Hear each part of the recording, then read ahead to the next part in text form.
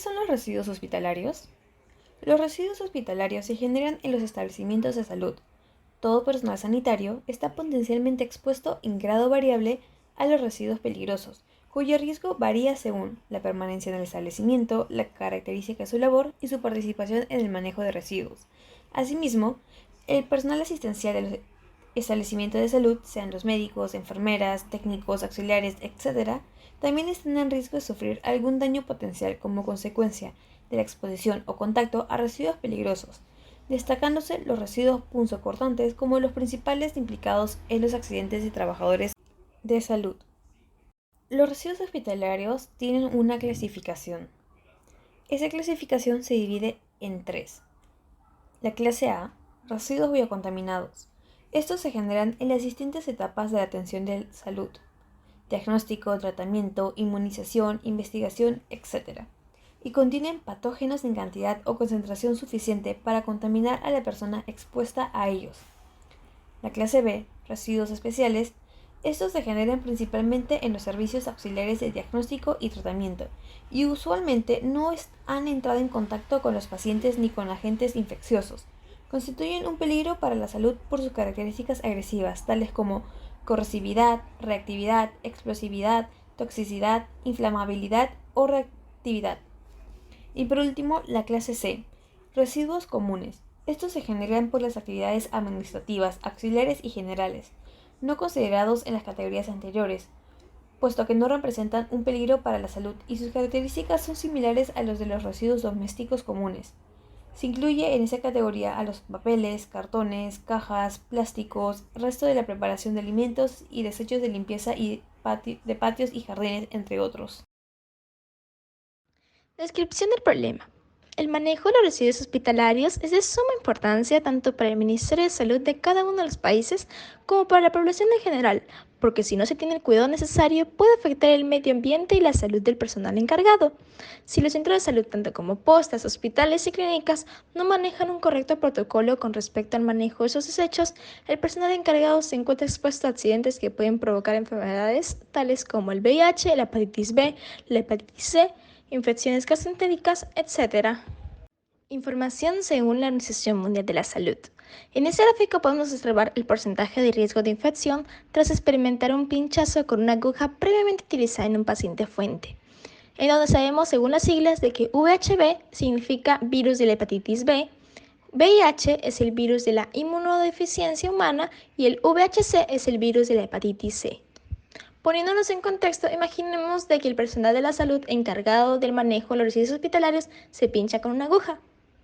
Utilizando el contexto antes mencionado, sabemos de que el personal de la salud se encuentra expuesto al 1.8% al VHC, 30% al VHB y el 0.3% al VIH. Una de las prácticas saludables es que en todos los hospitales, postas, clínicas, etc., se deberá disponer de un número suficiente de recipientes y bolsas para el acondicionamiento de los residuos según su clasificación. Otra práctica, si se llega a tener algún accidente, comunicar a tiempo para tomar las medidas necesarias para evitar cualquier contagio, ya sea el lavado de manos o una buena desinfección. Tener un ambiente adecuado, ordenado y limpio. También una buena opción sería tener todo bien señalizado para que no haya ningún problema. Y por último, los responsables de la administración, encargados del manejo de los residuos y personal del hospital deben estar debidamente entrenados para participar en las actividades del manejo de los residuos sólidos. Ahora le hablaré sobre las consideraciones. Primero, tener una buena gestión interna. Bueno, esto incluye desde la disponibilidad de los elementos de limpieza y equipos necesarios para la separación, transporte y almacenamiento temporal de los residuos, también como el personal capacitado, controles y etcétera. Segundo es tratamiento de los residuos. El método de tratamiento debe garantizar la eliminación de microorganismos patógenos. El otro es disposición final. Esta recomendación es que los elementos tratados se dispongan en rellenos sanitarios autorizados y en celdas especialmente acondicionadas para este fin.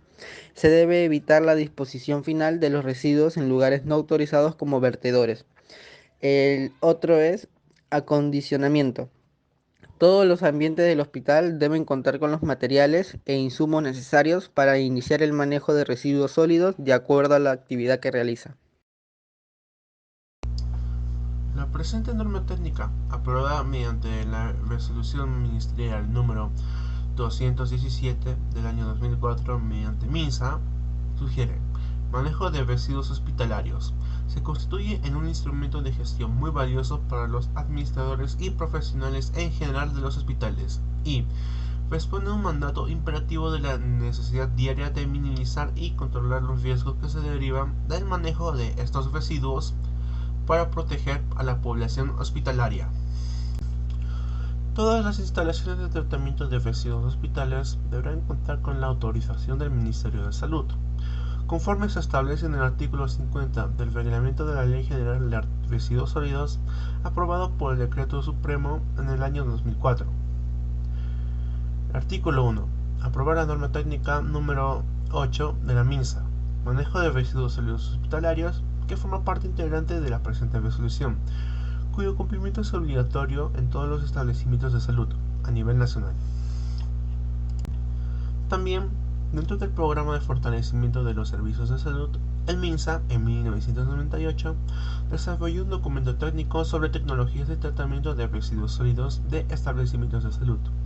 Este documento identifica las 4 tecnologías de tratamiento para residuos sólidos hospitalarios más empleadas en el ámbito mundial: la incineración, esterilización a vapor, desinfección por microondas y el tratamiento químico. ¿Cómo es el manejo de los residuos hospitalarios en su centro laboral? Mira, los residuos acá se clasifican en punzantes y no punzantes, estériles y no estériles.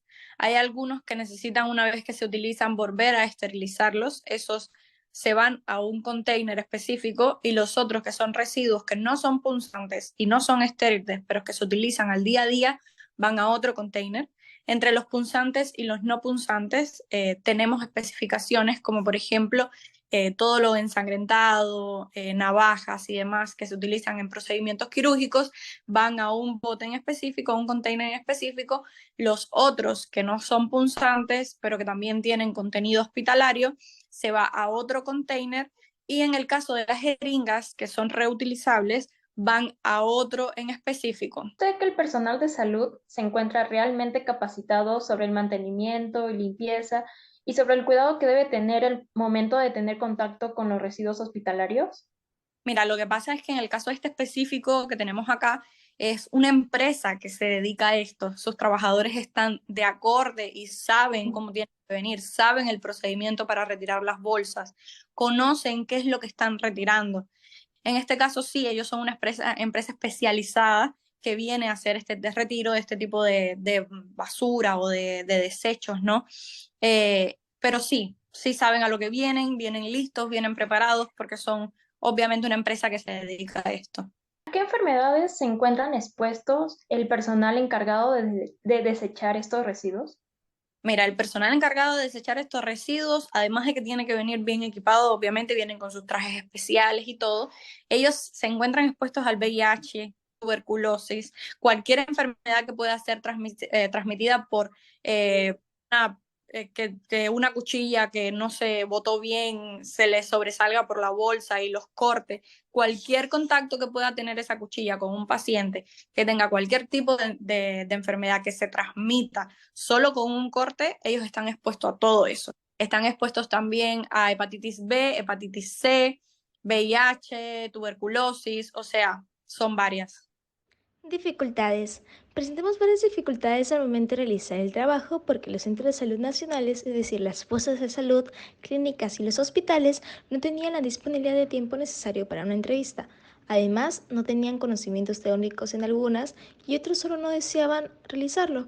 Por ello, optamos por solicitar una entrevista a una encargada de un centro de salud ubicada en Estados Unidos, en donde ella sí podía realizar la entrevista y nos brindaba muchas más facilidades.